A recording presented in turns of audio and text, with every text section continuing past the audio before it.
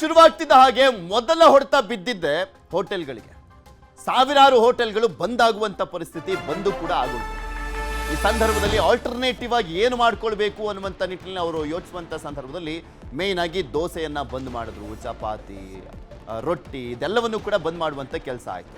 ಈಗ ದಾವಣಗೆರೆ ಬೆಣ್ಣೆ ದೋಸೆ ಹೋಟೆಲ್ಗಳಿಗೆ ಸದ್ಯಕ್ಕೆ ಸಮಸ್ಯೆ ಇಲ್ಲ, ಬಿಕಾಸ್ ಅವರು ಸೌದೆ ಒಲೆ ಮೇಲೆ ಬೆಣ್ಣೆ ದೋಸೆಯನ್ನು ಮಾಡ್ತಾ ಇದ್ದಾರೆ. ಸೊ ಹೀಗಾಗಿ ಗ್ಯಾಸ್ ಡಿಪೆಂಡೆನ್ಸಿ ಕಡಿಮೆ ಆಗಿರುವಂಥ ಕಾರಣಕ್ಕೋಸ್ಕರ ಅಲ್ಲಿ ಸಮಸ್ಯೆ ಆಗಿಲ್ಲ. ಮುಂಚೆಯಿಂದಲೂ ಕೂಡ ಒಲೆಯಲ್ಲೇ ಬೆಣ್ಣೆ ದೋಸೆಯನ್ನು ತಯಾರು ಮಾಡಲಾಗ್ತಾ ಇತ್ತು. ಆಲೂಗೆಡ್ಡೆ ಬೇಯಿಸಲಿಕ್ಕೆ ಮಾತ್ರ ಗ್ಯಾಸ್ ಸಿಲಿಂಡರನ್ನು ಬಳಕೆ ಮಾಡ್ತಾ ಇದ್ರು.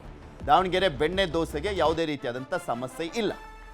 ಆದರೆ ಬೆಂಗಳೂರಿನಲ್ಲೆಲ್ಲ ನೋಡ್ತಾ ಇದ್ವಲ್ಲ ಯಾವ ರೀತಿಯ ಹೋಟೆಲ್ಗಳಲ್ಲಿ ಬರೀ ಆಲ್ಮೋಸ್ಟ್ ರೈಸ್ ಐಟಮ್ಸ್ಗಳಿಗೆ ಮಾತ್ರ ಪ್ರಿಫರೆನ್ಸು.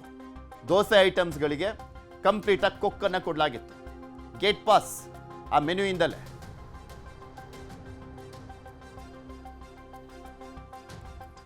ದಾವಣಗೆರೆಯಲ್ಲಿ ಬೆಣ್ಣೆ ದೋಸೆ ಹೋಟೆಲ್ಗಳಿಗೆ ಯಾಕೆ ಸಮಸ್ಯೆ ಇಲ್ಲ ಅಂದರೆ, ನಾವು ಮೂಲ ಚಿತ್ರದುರ್ಗ, ದಾವಣಗೆರೆ ಬಂದು 30 ಇಯರ್ಸ್ ಆಯಿತು.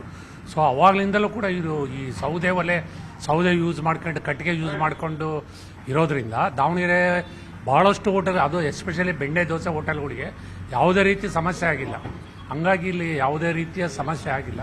ಸೊ ನಾವು ಈ ಸಾಗರ್ ಬೆಣ್ಣೆ ದೋಸೆ ಹೋಟ್ಲಿಗೆ ಇವರು ಸರ್ ಇದ್ದಾರೆ, ಇವ್ರಿಗಿಂತ ಇವ್ರ ಬ್ರದರ್ ಒಬ್ರು ಇದ್ದರು, 30 ವರ್ಷ ಆಯಿತು. ಸೊ ನಾವು ಇಲ್ಲಿ ಬರ್ತಾ ಇದ್ದೀವಿ, ಅದೇ ಟೇಸ್ಟ್ ಇದೆ, ಅದೇ ಇದೆ.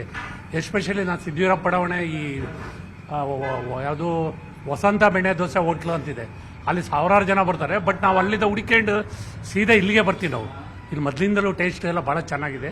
ಹಳೆ ಬೆಣ್ಣೆ ಸಾಗರ್ ಬೆಣ್ಣೆ ದೋಸೆ ಹೋಟ್ಲು ಭಾಳ ಫೇಮಸ್ ಇದೆ. ಅವತ್ತೇನು ಚಟ್ನಿ ಕೊಡ್ತಿದ್ರು, ಇವತ್ತು ಸೌದೆಯಿಂದಲೇ ನಾವು ದೋಸೆ ಮಾಡೋದು. ಗ್ಯಾಸು ಏನು ಆಲೂಗಡ್ಡೆ ಬೇಯಿಸ್ಲಿಕ್ಕೆ ಅದಕ್ಕೆಲ್ಲ ಸಿಲಿಂಡರ್ ಬೇಕು ನಮಗೆ. ಅದಕ್ಕೆ ಮಾತ್ರ ಸಿಲಿಂಡರ್, ಕಮರ್ಷಿಯಲ್ ಸಿಲಿಂಡರ್ ಯೂಸ್ ಮಾಡ್ತೀವಿ. ಅದು ಈಗ 2 ದಿವಸದಿಂದ ಸಿಲಿಂಡರ್ ಖಾಲಿಯಾಗಿದೆ. ನಾಳೆ ನಾಡದ್ದು ಕೊಡ್ತೀವಿ ಅಂತ ಹೇಳಿದ್ದಾರೆ. ಇದುವರೆಗೆ ಏನು ಸಮಸ್ಯೆ ಇಲ್ಲ ಸರ್, ಸಿಲಿಂಡರ್ ಏನು ಸಮಸ್ಯೆ ಆಗಿಲ್ಲ. ಕೆಲವರು ಸಿಲಿಂಡರ್ ಇದು ಮಾಡ್ತಾ ಇದ್ದಾರೆ ಸರ್, ಸಿಲಿಂಡರ್ಲೆ. ನಮ್ಮನ್ನು ಮಾತ್ರ ಮೊದಲಿಂದಲೂ ಸೌದೆ. ಇದೆಲ್ಲದ್ರ ಬಗ್ಗೆ ಇನ್ನಷ್ಟು ಮಾಹಿತಿಯನ್ನು ಪಡ್ಕೊಳ್ತಾ ಹೋಗೋಣ. ನಮ್ಮ ಪ್ರತಿನಿಧಿಗಳು ನೇರ ಸಂಪರ್ಕದಲ್ಲಿ ಜಾಯ್ನ್ ಆಗಿದ್ದಾರೆ. ದಾವಣಗೆರೆಯಿಂದ ನಮ್ಮ ಪ್ರತಿನಿಧಿ ಸಂಜಯ್, ಹಾಗೆ ಮೈಸೂರಿಂದ ನಮ್ಮ ಪ್ರತಿನಿಧಿ ಆನಂದ್. ಫಸ್ಟ್ ದಾವಣಗೆರೆಯಿಂದ ಶುರು ಮಾಡೋಣ. ಸಂಜಯ್, ಆಲ್ಮೋಸ್ಟ್ ದಾವಣಗೆರೆಯಲ್ಲೆಲ್ಲ ಕೂಡ ಈ ಅಂದ್ರೆ ಬೆಣ್ಣೆ ದೋಸೆ ತುಂಬಾ ಫೇಮಸ್ಸು. ಆ ದೋಸೆಯನ್ನು ಅವಾಗಿಂದಲೂ ಸೌದೆ ಒಲೆಯಲ್ಲೇ ಮಾಡ್ತಿರುವಂತ ಹಿನ್ನೆಲೆಯಲ್ಲಿ ಗ್ಯಾಸ್ ಅಷ್ಟೊಂದು ಟ್ರಬಲ್ ಕೊಟ್ಟಿಲ್ಲ ಅಂತ ಕಾಣಿಸುತ್ತೆ. ಎಸ್ ಪೃಥ್ವಿರಾಜ್, ಏನು ಈಗ ಮಧ್ಯಪ್ರಾಚ್ಯ ಯುದ್ಧದಲ್ಲಿ ಈಗಾಗಲೇ ರಾಜ್ಯದಲ್ಲಿ ಸಾಕಷ್ಟು ಸಿಲಿಂಡರ್ ಸಮಸ್ಯೆಯಿಂದ ಹೋಟ್ಲುಗಳು, ಸಾವಿರಾರು ಹೋಟ್ಲುಗಳು ಮುಚ್ಚಿದೆ ಈಗ.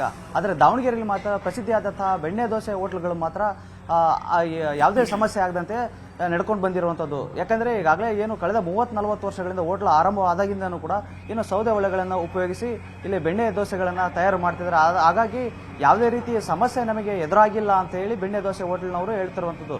ಏನು ಇತರ ಏನು ನಮಗೆ ಸಣ್ಣ ಪುಟ್ಟ ಅಂದರೆ ಏನು ಆಲೂಗಡ್ಡೆ ಬೇಯಿಸಲಿಕ್ಕೆ ಮಾತ್ರ ಒಂದಿಷ್ಟು ಗ್ಯಾಸ್ಗಳು ಬೇಕಾಗುತ್ತೆ. ಅದು ಬಿಟ್ಟರೆ ಮತ್ತೆ ಇನ್ನಿತರ ಯಾವುದಕ್ಕೂ ನಾವು ಗ್ಯಾಸನ್ನು ಉಪಯೋಗ ಮಾಡಲ್ಲ ಅಂತ ಹೇಳಾಗ್ತದೆ. ಸದ್ಯಕ್ಕೆ ಈಗ ನಾನು ಏನು ಬೆಣ್ಣೆ ದೋಸೆ ಹೋಟೆಲ್ನಲ್ಲಿದ್ದೀನಿ. ಇಲ್ಲಿ ಕೆಲವರು ಮಾತಾಡ್ಸೋವಂಥ ಪ್ರಯತ್ನ ಮಾಡೋಣ.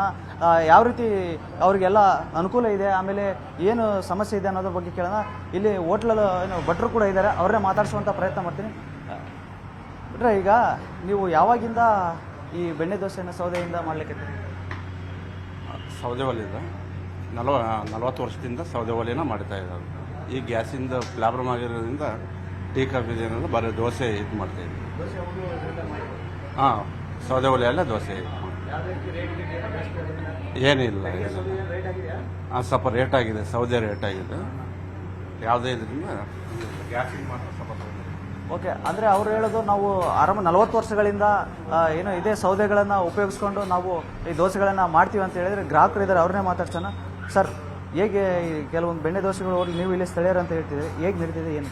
ಸರ್, ಯಾವುದೇ ಕಾರಣಕ್ಕೂ ಇಲ್ಲಿ ಗ್ಯಾಸಿನ ಸಮಸ್ಯೆ ಇಲ್ಲ. ಯಾಕೆಂದರೆ ಇವರು ಕಟ್ಟಿಗೆ ಯೂಸ್ ಮಾಡೋದ್ರಿಂದ ಇವ್ರಿಗೇನು ಪ್ರಾಬ್ಲಮ್ ಇಲ್ಲ. ಆಮೇಲೆ ಯಾರೇ ಎಲ್ಲಿಂದ ಬಂದ್ರೂ ಬೆಣ್ಣೆ ದೋಸೆಗೆ ತಿನ್ನಲಿಕ್ಕೆ ಊಟಕ್ಕೆ ತೊಂದರೆ ಏನು ಮಾಡಿಲ್ಲ.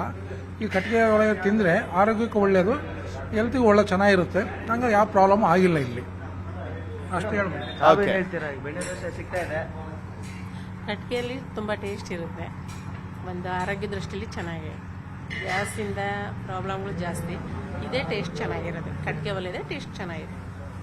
ಓಕೆ ಪೃಥ್ವಿರಾಜ್, ಏನು ದಾವಣಗೆರೆಯಲ್ಲಿ ಒಟ್ಟಾರೆ ಯಾವುದೇ ರೀತಿಯ ಗ್ಯಾಸ್ ಸಿಲಿಂಡರ್ ಸಮಸ್ಯೆಗಳು ಈ ಬೆಣ್ಣೆ ದೋಸೆ ಹೋಟ್ಲಿಗೆ ತಟ್ಟಿಲ್ಲ ಅಂತಾನೆ ಹೇಳ್ಬೋದು.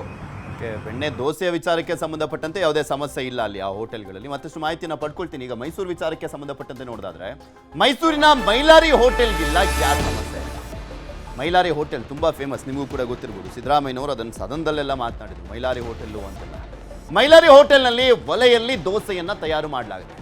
CM ಸಿದ್ದರಾಮಯ್ಯ ಮೆಚ್ಚಿನ ದೋಸೆ ಹೋಟೆಲ್ ಅದು. ಆದರೆ ಗ್ರಾಹಕರು ಬರದೆ ವ್ಯಾಪಾರ ಡಲ್ ಆಗಿದೆ. ಪ್ರವಾಸಿಗರು ಬರ್ದಿರೋದಕ್ಕೆ ವ್ಯಾಪಾರ ಡಲ್ ಆಗಿದೆಯಂತೆ. ಅಲ್ಲಿ ಯಾವುದೇ ಸಮಸ್ಯೆ ಇಲ್ಲ ಗ್ಯಾಸ್ದು, ಯಾಕೆಂದರೆ ದೋಸೆನೆಲ್ಲ ಅವರು ಒಲೆನಲ್ಲೇ ಮಾಡ್ತಾರೆ. ಬಟ್ ಗ್ರಾಹಕರು ಬರ್ತಾ ಇಲ್ಲ ಅನ್ನುವಂಥದ್ದು ಇವರ ಆಳಲು. ಮೈಸೂರಿನಲ್ಲಿ, ದಾವಣಗೆರೆಯಲ್ಲಿ ಬೆಣ್ಣೆ ದೋಸೆ ಹೋಟೆಲ್ಗಳಲ್ಲಿ ಸೌದೆ ಒಲೆ ಯೂಸ್ ಮಾಡಲಾಗ್ತಾ ಇದೆ. ಮೈಲಾರಿ ಹೋಟೆಲ್ ಮಾಲೀಕರು ಏನು ಮಾತನಾಡಿದ ನೋಡೋಣ.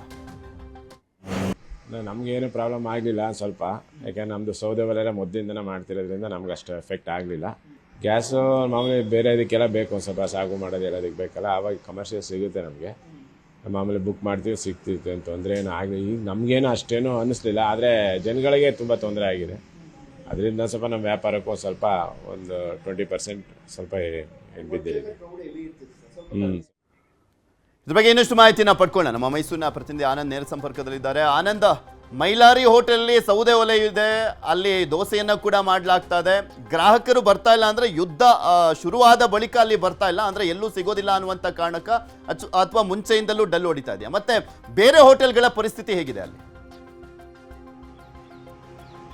ಪೃಥ್ವಿ, ಮೈಸೂರಿನಲ್ಲಿ ಬಹುತೇಕ ಕಡೆಗಳಲ್ಲಿ ಗ್ಯಾಸ್ ಸಮಸ್ಯೆಯಿಂದಾಗಿ ಹೋಟೆಲ್ಗಳು ಬಾಗಿಲು ಹಾಕಿದಂತಹ ಘಟನೆಗಳು ಇನಿಷಿಯಲ್ ಡೇಸ್ ಅಲ್ಲಿ ನಡೆಯಿತು. ಆದರೆ ಗ್ಯಾಸ್ ಸ್ವಲ್ಪ ಸಿಗ್ತಾ ಇದ್ದಂತಹ ಸಂದರ್ಭದಲ್ಲಿ ಅನೇಕ ಹೋಟೆಲ್ಗಳು ಆರಂಭಗೊಂಡು, ಇನ್ನು ಮೈಸೂರಿನ ಫುಟ್ಪಾತ್ಗಳಲ್ಲಿ ಬಹುತೇಕ ಎಲ್ಲರೂ ಕೂಡ ಗ್ಯಾಸ್ ಅನ್ನೇ ಅವಲಂಬಿಸಿರುವ ಕಾರಣಕ್ಕಾಗಿ ಅನೇಕರು ಇದೀಗ 40% ಫುಟ್ಪಾತ್ ಹೋಟೆಲ್ಗಳು ಕಾಣಿಸ್ತಾ ಇಲ್ಲ. ಆದರೆ ಮೈಸೂರಿನಲ್ಲಿ ಎಸ್ಪೆಷಲಿ ದೋಸೆಗೆ ಫೇಮಸ್ ಅಂತ ಹೇಳಿದ್ರೆ ಅದು ಮೈಸೂರಿನ ಮೈಲಾರಿ ಹೋಟೆಲ್. ಯಾಕಂತ ಹೇಳಿದ್ರೆ CM ಸಿದ್ದರಾಮಯ್ಯನವರ ಆದಿಯಾಗಿ, ಪ್ರಿಯಾಂಕಾ ಗಾಂಧಿ ಆದಿಯಾಗಿ, ಯಡಿಯೂರಪ್ಪನವರ ಆದಿಯಾಗಿ ಮೈಸೂರಿಗೆ ಬಂದಂತಹ ಸಂದರ್ಭದಲ್ಲಿ ಇಲ್ಲಿನ ಮೈಲಾರಿ ದೋಸೆಯನ್ನು ತಿಂದ ಯಾರು ಕೂಡ ಹೋಗೋದಿಲ್ಲ.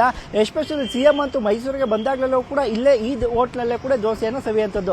ಮೈಸೂರಿನ ಮೈಲಾರಿ ಹೋಟೆಲ್ನಲ್ಲಿ ಗ್ಯಾಸ್ ಟ್ರಬಲ್ ಇಲ್ಲ, ಯಾಕಂತ ಹೇಳಿದ್ರೆ ಅವರು ಹಿಂದಿನಿಂದಲೂ ಕೂಡ ಸೌದೆ ಒಲೆಯಲ್ಲೇ ಆಹಾರವನ್ನು ಅಂದ್ರೆ ದೋಸೆಯನ್ನು ಮಾಡ್ಕೊಳ್ತಾ ಬರ್ತಾ ಇದ್ರೆ. ಆದ್ರೆ ಗ್ಯಾಸ್ ಅನ್ನ ಕೇವಲ ಸಾಗು ಹಾಗೂ ಇಡ್ಲಿ ಮಾಡ್ಲಿಕ್ಕೆ ಬಳಸ್ತಾ ಇರುವಂತದ್ದು. ಆದ್ರೆ ಇದೀಗ ಯುದ್ಧದ ಎಫೆಕ್ಟ್ ನಿಂದಾಗಿ ಮೈಸೂರಿಗೆ ಬರುವವರ ಪ್ರವಾಸಿಗರ ಸಂಖ್ಯೆ ಏನು 40% ಕುಸಿದಿದೆ ಅಂತ ಹೇಳ್ತೀವಿ. ಆ ಹಿನ್ನೆಲೆಯಲ್ಲಿ ಹೋಟೆಲ್ನ ವ್ಯಾಪಾರ ವಹಿವಾಟುಗಳಲ್ಲಿ 20% ಕುಸಿದಿದೆ ಅನ್ನುವಂಥದ್ದು ಇಲ್ಲಿ ಮೈಲಾರಿ ಹೋಟೆಲ್ನ ಮಾಲೀಕರ ಅಳಲಾಗಿರುವಂಥದ್ದು. ಯಾಕಂತ ಹೇಳಿದ್ರೆ ಸುಮಾರು ಪ್ರವಾಸಿಗರು ಬಂದಂತಹ ಸಂದರ್ಭದಲ್ಲಿ ಮೈಲಾರಿ ಹೋಟೆಲ್ ಬೆಳಗಿನ ಜಾವದಲ್ಲೆಲ್ಲೂ ಕೂಡ ಜನಗಳಿಂದ ಕಿಕ್ಕಿರಿದು ಸೇರ್ತಾ ಇತ್ತು, ಎಲ್ಲರೂ ಕೂಡ ಬರ್ತಾ ಇದ್ರು. ಆದೀಗ ಮೈಸೂರಿಗೆ ಪ್ರವಾಸಿಗರ ಸಂಖ್ಯೆ ಕುಸಿದಿದೆ, ಇನ್ನು ಹೋಟೆಲ್ಗೆ ಬರುವವರ ಸಂಖ್ಯೆಯೂ ಕೂಡ ಕುಸಿದಿರುವಂಥದ್ದು. ಆ ಹಿನ್ನೆಲೆಯಲ್ಲಿ ಪರೋಕ್ಷವಾಗಿ ಪ್ರವಾಸಿಗರಿಲ್ಲದೆ ಮೈಸೂರಿನ ಮೈಲಾರಿ ಹೋಟೆಲ್ ಕಂಗಾಲಾಗಿದೆ ಅಂತ ಹೇಳ್ಬೋದು. ರೆಗ್ಯುಲರ್ ಕಸ್ಟಮರ್ಸ್ ಒಂದಷ್ಟು ಜನ ಬರ್ತಾ ಇದ್ದಾರೆ, ಆದ್ರೆ ಸಮಸ್ಯೆ ಇಲ್ಲ. ಆದ್ರೆ ಮೈಸೂರಿಗೆ ಬಂದಂತಹ ಔಟರ್ಸ್ ಏನಿದ್ದಾರೆ, ಹೊರ ರಾಜ್ಯದವರು, ಹೊರ ದೇಶಗಳಿಂದ ಬರ್ತಾ ಇದ್ದಂಥವ್ರು, ಹೊರ ಜಿಲ್ಲೆಗಳಿಂದ ಬರ್ತಾ ಇದ್ದಂಥವರ ಸಂಖ್ಯೆ ಇಳಿಮುಖವಾಗಿರುವ ಹಿನ್ನೆಲೆಯಲ್ಲಿ ದೋಸೆ ವ್ಯಾಪಾರಕ್ಕೆ ಒಂದಷ್ಟು 20% ಹೊಡೆತ ಬಿದ್ದಿದೆ ಅಂತೇಳಿ ಮಾಲೀಕರು ಹೇಳ್ತಾ ಇರುವಂತದ್ದು. ಆ ಹಿನ್ನೆಲೆಯಲ್ಲಿ ಇನ್ನು ಇದನ್ನ ಹೊರತುಪಡಿಸಿದ್ರೆ ಮೈಸೂರಿನ ಬಹುತೇಕ ಹೋಟೆಲ್ಗಳಲ್ಲಿ ಅಂದ್ರೆ ದೋಸೆಯನ್ನು ಕೊಡೋದನ್ನೇ ನಿಲ್ಲಿಸಿರುವಂತದ್ದು. ಯಾಕಂತ ಹೇಳಿದ್ರೆ ಗ್ಯಾಸ್ ಸಮಸ್ಯೆಯಿಂದಾಗಿ ಬಿಸಿಯಾಗಿ ಹಾಕೊಡ್ಲಿಕ್ಕೆ ಆಗೋದಿಲ್ಲ ಅನ್ನುವ ನಿಟ್ಟಿನಲ್ಲಿ. ಆದ್ರೆ ಮೈಲಾರಿ ಹೋಟೆಲ್ನಲ್ಲಿ ಗ್ಯಾಸ್ ಸಮಸ್ಯೆ ಇಲ್ಲ, ಬದಲಾಗಿ ಪ್ರವಾಸಿಗರ ಸಂಖ್ಯೆ ಇಳಿಮುಖವಾಗಿರೋದ್ರಿಂದ ಇಲ್ಲಿ ದೋಸೆಗೆ ವ್ಯಾಪಾರ ವಹಿವಾಟಕ್ಕೆ ಒಂದಷ್ಟು ಸಮಸ್ಯೆ ಆಗಿರುವಂತದ್ದು. ಪೃಥ್ವಿ, ಓಕೆ, ಧನ್ಯವಾದ ಆನಂದ್. ಹಾಗೆ ಸಂಜಯ್, ನಿಮ್ಮೆಲ್ಲ ಸಂಪೂರ್ಣವಾದಂಥ ಮಾಹಿತಿಗಾಗಿ